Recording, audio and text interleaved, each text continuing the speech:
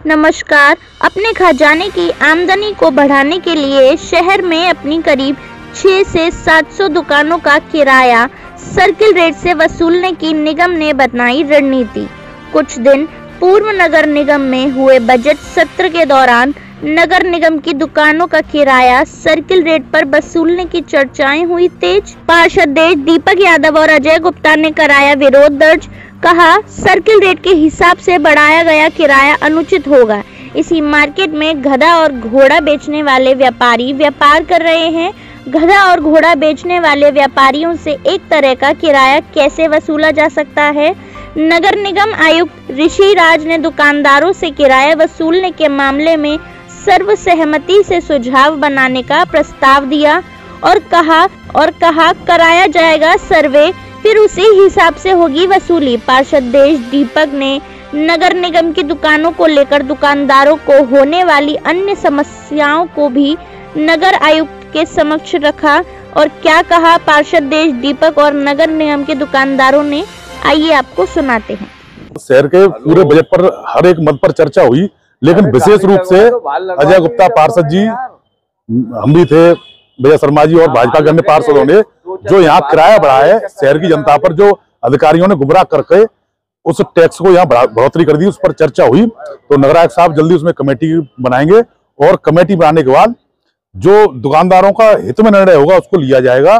किसी पर अनावश्यक दबाव नहीं बनाया जाएगा। किस तरह की किराया वसूलने की तैयारी? अब इसके लिए पार्षदों की व्यापार मंडल की, जिसमें महापौर जी भी रहेंगी, प्रतिनिधियों की कमेटी बनेगी जो यह देखकर कि कौन सी किस कैटेगरी के व्यापारी है, उस हिसाब से किराया निर्धारण होगा।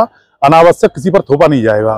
मेरी दुकान सुभाष मार्केट में 18 नंबर दुकान है, बस स्टैंड के ठीक सामने, और 2010 से मेरे पास है। आप जब हमने दुकान ली थी तो दूसरे से ली थी और 45,000 रुपए की हमारी रसीद कटी थी ट्रांसफर की। उसके बाद ये तय हुआ था पहले कि हर 5 साल बाद 25% किराया बढ़ा, 12.5% किराया बढ़ा दिया जाएगा, और अभी तक लगातार 12.5% किराया बढ़ रहा है।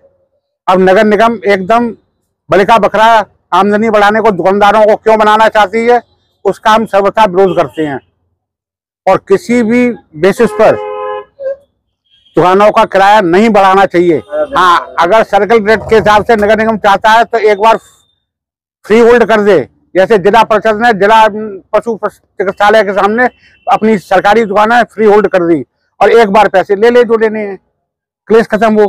फिर किराएदार क्यों रखेंगे? सर्किल रेट में तो बिक्री होती है। सर्किल रेट का हमारा स्टाम्प लगता था, ट्रांसफर होती थी, तब हमने 45,000 रुपए की रसीद कटाई, 17,000 का स्टाम्प जमा किया, तब हमारे नाम दुकान हुई। और उसमें 50% किराया नगर निगम बढ़ा लेती थी। उन्होंने ट्रांसफर बंद कर दिया है, जिससे नगर निगम को ये हानि हो रही है, न कि फायदा। ट्रांसफर खोल दें तो दुकान एक दूसरे को हस्तांतरित हो तो निगम का किराया अपने आप 50% बढ़ जाएगा, आमदनी बढ़ जाएगी और दुकानदारों को असुविधा नहीं होगी। ये खाली भ्रष्टाचार और चौथ वसूली के चक्कर में ट्रांसफर रोक दिया है। भाई साहब, सुबह से शाम तक 500 रुपए कमाना टेढ़ी खीर है, क्योंकि यहाँ मेरा रिक्शे का काम था, रिक्शा पार्ट का, रिक्शा हो गया बंद। सुप्रीम कोर्ट का एक आदेश आया था पहले, काफी दिन पहले, कि जो 12 साल से रेगुलर किराएदार है आपके यहाँ, उसे आप बेदखल किसी लेवल पर नहीं कर सकते। और बुलडोजर व्यवस्था भी शांत है यूपी में। सर्किल रेट के हिसाब से किराया? हाँ, सर्किल रेट के हिसाब से किराया नहीं होता है, बिक्री होती है। सर्किल रेट से स्टाम्प लगेगा। अगर ट्रांसफर खोल देंगे, सर्किल रेट के हिसाब से स्टाम्प ले लो। अगर वो किराया लेते हैं फिर आप क्या करेंगे? हाँ, पुरजोर विरोध करेंगे, किसी लेवल पर लागू नहीं होने देंगे।